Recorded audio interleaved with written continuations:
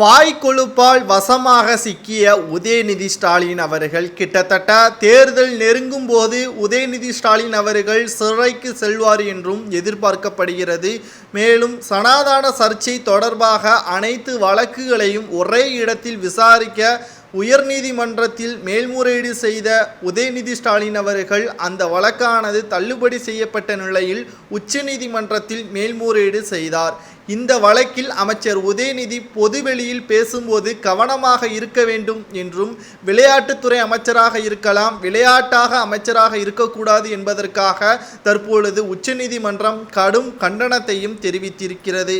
இந்தியாவின் ஒருமைப்பாட்டை சீர்குலைக்கும் வகையில் உதயநிதி ஸ்டாலின் அவர்கள் பேசுவதும் அரசியல் யுக்திக்காக உதயநிதி ஸ்டாலின் அவர்கள் மேடையில் என்ன வேண்டுமானாலும் பேசலாம் என்பதற்காக வரைமுறை இல்லாமல் பேசுவது அவரது அமைச்சர் பதவிக்கு மானக்கேடு என்றும் நேரடியாக உச்சநீதிமன்றம் விமர்சனமும் செய்துள்ளது. இந்த நிலையில்தான் உச்சநீதிமன்றம் எச்சரிக்கை விடுத்த உதயநிதி ஸ்டாலின் அவர்களுக்கு அடிப்படை உரிமைகளை பாதிக்கும் பிரிவில் மனு தாக்கல் செய்யப்பட்டது ஏற்புடையதல்ல, 3 வாரத்தில் மனு மாற்றங்கள் செய்து சமர்ப்பிக்க வேண்டும் என்று உச்சநீதிமன்றம் தற்பொழுது உத்தரவுகளை பிறப்பித்திருக்கிறது. உச்சநீதிமன்றத்தின் உத்தரவை மீறும் பட்சத்தில் உதயநிதி ஸ்டாலின் அவர்கள் சிறையில் அடைக்கப்படலாம் என்றும் தற்பொழுது தகவல்கள் வெளியாகி இருக்கிறது.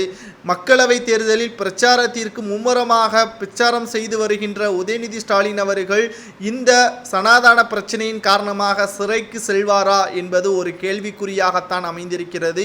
செல்லும் இடமெல்லாம் பிரச்சனையை இழுத்து வைத்து வருகிறார் உதயநிதி ஸ்டாலின் அவர்கள். 2021 சட்டமன்ற தேர்தலில் தூக்கிய செங்கலை தற்பொழுது வரை விடாமல் பிடித்து கொண்டிருக்கிறார். தற்பொழுது யார் ஆட்சி தான் நடந்து கொண்டிருக்கிறது என்பது கூட தெரியாமல் உதயநிதி ஸ்டாலின் அவர்கள் அதிமுகவை கடுமையாக விமர்சனம் செய்வதாகவும் எடப்பாடி பழனிசாமி அவர்கள் குற்றம் சுமத்தியுள்ளார். நீங்கள் கொடுத்த வாக்குறுதியை 3 மட்டும் நான் கூறுகிறேன்.